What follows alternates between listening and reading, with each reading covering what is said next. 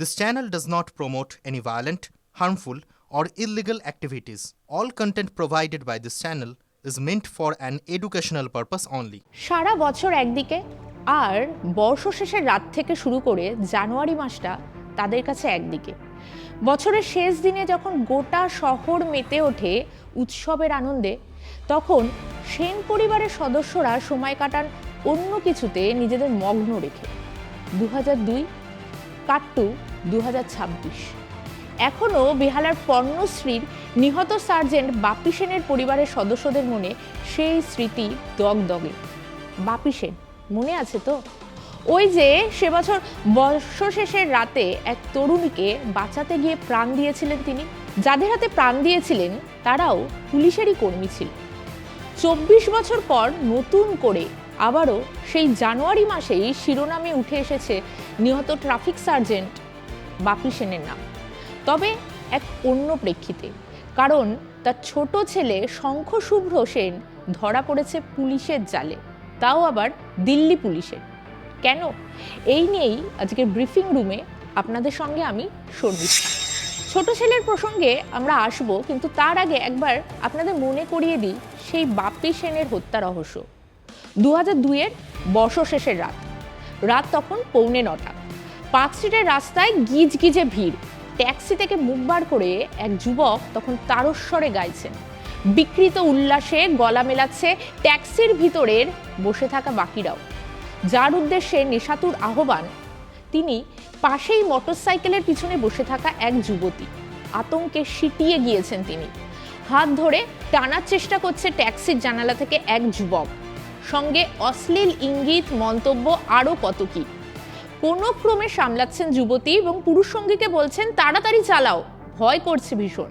বাইকের গতি বাড়ানো সম্ভব ছিল না, সামনে তখন ঠিক ঠিক করছে গাড়ির ভিড়। আর যদি বাইকের গতি কমান তাহলে সেই ট্যাক্সিরও গতি কমছে। সামনেই Wellington Square, Hind cinema. Bike থামালেন চালক, হেলমেট খুললেন, ট্যাক্সিও থামে। নেমে আসেন 5 জন, সবারই তখন বয়স 25 থেকে 30-এর মধ্যে। যুবতী তখন ভয়ে কাটা, তার সঙ্গে তখন ওই 5 জনের কথা কাটাকাটি চলছে।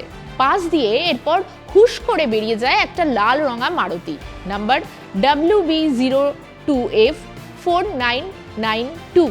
মিটার 50 এগিয়ে ব্রেক কষেন সেই মারুতির চালক। সিনেমায় যেমনটা হয় আর কি। দরজা খুলে বেরিয়ে এলেন এক দীর্ঘদেহী সুটাম চেহারার যুবক। ছুটলেন পিছনে, মহিলাকে আগলে দাঁড়ালেন দীর্ঘদেহী। কি হচ্ছেটা কি? ছাড়ুন ওকে। মুহূর্তে যেন বদলে গেল এক নিমেষে পরিস্থিতিটা। এবার ওই 5 জনের টার্গেট দীর্ঘদেহী যুবক। তাকে উদ্দেশ্য করেই চলে গালিগালাজ। তখন সেই যুবক নিজের পরিচয় দেন, তিনি ট্রাফিক পুলিশের সার্জেন্ট। হ্যাঁ, আর সেই 5 জনের পরিচয়ও তখন সামনে আসে। তারাও বলেন তারাও পুলিশেরই কর্মী। বর্ষবরণের রাত ছিল সেটা, 31শে ডিসেম্বর 2002। ঘটনা যখন ঘটছে ঘড়ির কাঁটা তখন অবশ্য 1টা পেরিয়ে গিয়েছে। ঘুরে গিয়েছে বছর, 1 জানুয়ারি 2003। সেই ট্রাফিক সার্জেন্টের উপরে চলে বেধড়ক মার। ওই সার্জেন্টের সঙ্গীরা, যারা আদতে তার ব্যক্তিগত বন্ধু, তারা বাঁচাতে গিয়েছিলেন কিন্তু পারেননি। এরপর ফাস্ট ফরওয়ার্ড পরের দৃশ্য। 4 দিন পেরিয়ে গিয়েছে ঘটনার। 6 জানুয়ারি মৃত্যু হয় সেই সার্জেন্টের।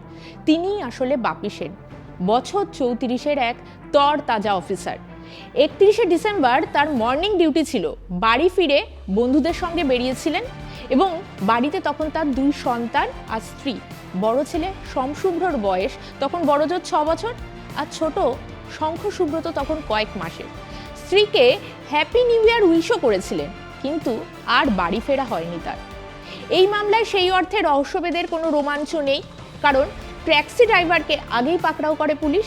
ওই ড্রাইভার আবার পুলিশের মেসেই ক্যান্টিনে খাওয়া দাওয়া করতেন, তাই পুলিশ কর্মীদের নাম তার মুখস্থ। গড়গড়িয়ে বলে দিতে পারেন নামগুলো: মধুসূদন চক্রবর্তী, শ্রীদাম বাউরি, পীযূষ গোস্বামী ওরফে গোপাল, শেখর ভূষণ গুপ্ত ওরফে ভোলা এবং শেখ মুজিবুর রহমান।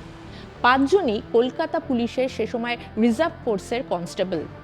কিন্তু সেই রহস্যের উদ্ঘাটন হয়নি, তার একটাই কারণ, আজ পর্যন্ত ওই তরুণী সামনে আসেনি। যাকে বাঁচাতে গিয়ে নিজের প্রাণটাই দিয়েছেন বাপি, তিনি এই রহস্যর উন্মোচন আজও করেননি। আজও সামনে এসে অভিযুক্তদের শাস্তির জন্য সওয়াল করেননি। আজও পর্দার আড়ালেই রয়ে গিয়েছেন তিনি। শহর কলকাতা সে সময় তোলফাড় করে দিয়েছিল এই ঘটনা। হোমিসাইড শাখার তৎকালীন সাব ইন্সপেক্টর অতনু বন্দ্যোপাধ্যায়ের অধীনে তদন্ত হয়েছিল।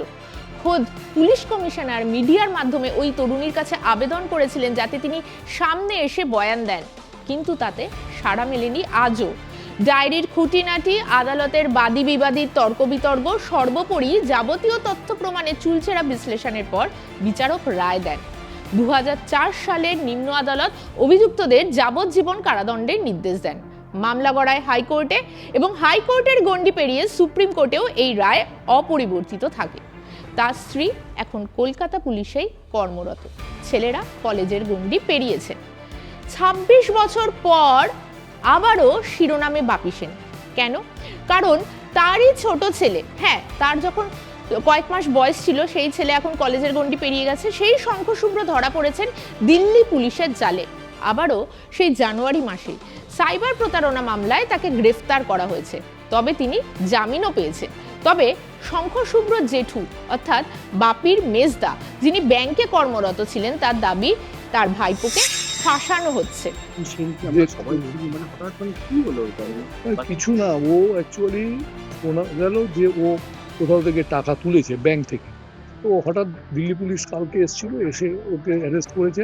আমি গিয়ে থানায় যখন জিজ্ঞেস করলাম, বললাম যে ওর অ্যাকাউন্টে কি টাকাটা ঢুকেছে? বললো যে না, ওর অ্যাকাউন্টে ঢুকেনি, ঢুকেছে অন্য এক লোকের অ্যাকাউন্টে, কিন্তু ওকে দেখা গেছে টাকা তুলতে। তাই বললাম টাকা তোলার কি অপরাধ? আমি ব্যাংকে ছিলাম, আমি ব্যাংকের ম্যানেজার পোস্টেও চাকরি করেছি, আমাদের ব্যাংকে যে কেউ টাকা তুলতে পারে, সেলফ ছিল। এখন সেই টাকাটা হয়তো ইয়াং ছেলে হয়তো টাকার লোভ দেখিয়েছে, সেই লোভে হয়তো গেছে। হ্যাঁ, কেউ লোভ দেখিয়ে, লোভ তো দেখিয়েছে, আমাকে বলেছে যে আমাকে টাকা দেবে, ঠিক আছে। আমি ভাবলাম যে যদি একটু কাজ করলে যদি কাজটা হয়ে যায়, দু পয়সা পাবো। না, কোনো লিঙ্ক নেই, ওরা ব্যবসা কি, ওর কোনো ট্র্যাক রেকর্ড, লোকাল থানায় কোনো ব্যাড রেকর্ড নেই, কোথাও মারপিট করে ধরা পড়েছে, গুন্ডাগর্দি করেছে, কোনো রেকর্ড নেই। লোকাল থানায় আপনারা ভেরিফাই করে দিতে পারবেন। হ্যাঁ, এই পারপাসেই ও গিয়েছে। মানে তাকে চেনে, মানে হ্যাঁ, যে ছেলেটা ওকে নিয়েছিল তাকে চেনা, তার নামও যা বলেছে, কিন্তু কলকাতা পুলিশ কোনো কোঅপারেশন করেনি বলে রেস্ট করতে পারে। যার জন্য ওরা তো আমাকে এও বলেছে, কলকাতা পুলিশ যদি আমাদের সাথে কোঅপারেট করে আমরা ওকে এখানেই ছেড়ে দিয়ে যাবো, আমরা নিয়ে যাবো না।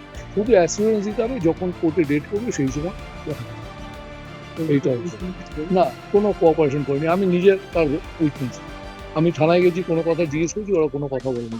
ওই যে ওরা তো এসছে, ওদেরকে আমি শুধু এটাই জিজ্ঞেস করেছিলাম যে আমি জানি যে থানায় বসে এই কাজ করছে, এটা জেনুইন, দিল্লি থেকেই পুলিশ এসছে, কিন্তু দিল্লি পুলিশ যে ওরা যে সত্যিই পুলিশ এটার ব্যাপারে সন্দিহান হতে পারে, তো তখন ওরা বললো আপনি নিজেই বলুন থানায় বসে কাজ করেন, আমরা ডেফিনেটলি ঠিক আছে, আর কিছু জিজ্ঞাসা নেই। আপাতত শঙ্খশুভ্র জামিনে মুক্ত। 16 তারিখ দিল্লি আদালতে তাকে হাজিরা দিতে হবে। যে জানুয়ারি মাসটা সত্যি সেন পরিবারকে আজও তাড়াও করে ফেরে, সেই জানুয়ারিতেই ছেলের গ্রেফতারি। বেহালার পণ্যশ্রীর চায়ের দোকানগুলোতে এখনো সত্যি এই বিষয়টা নিয়ে গুঞ্জন। পাড়া প্রতিবেশীরাও হতবাক যে সত্যি যার বাবা কিনা একজন মহিলাকে বাঁচাতে গিয়ে প্রাণ দিয়ে ফেললেন, তার ছেলে এরকম সাইবার প্রতারণায় গ্রেফতার হলেন। এই ঘটনার নতুন কি মোড় নেয় সেদিকে নজর রাখবো আমরা। আপনারাও সঙ্গে থাকুন টিভি9 বাংলা ডিজিটালে।